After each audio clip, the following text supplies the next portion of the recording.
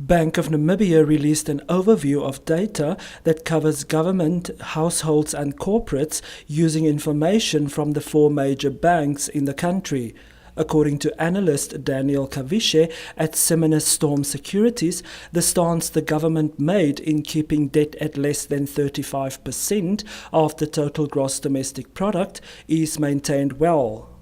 In terms of total debt of the country, slightly higher, but not necessarily a reason to be concerned about. Remember, with a country like Namibia and most emerging countries, you want to grow. In order for you to grow, you need to spend, and sometimes you don't have that cash in hand to spend. So you take on a bit more debt during a particular interim period, and then hopefully, as expansionary projects continue within the country, you start easing up on the amount of debt that comes into play. For example, specifically this year with Namibia, we had the issue of drought, which came out of nowhere. So of course, government definitely had to take on more debt so you can service that.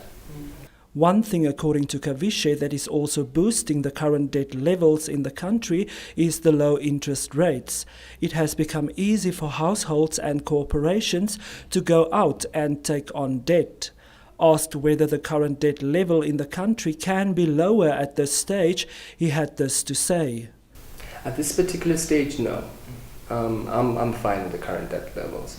And for the exact reason, because I've had a look at NDP4, which is our little interim goal towards Vision 2030.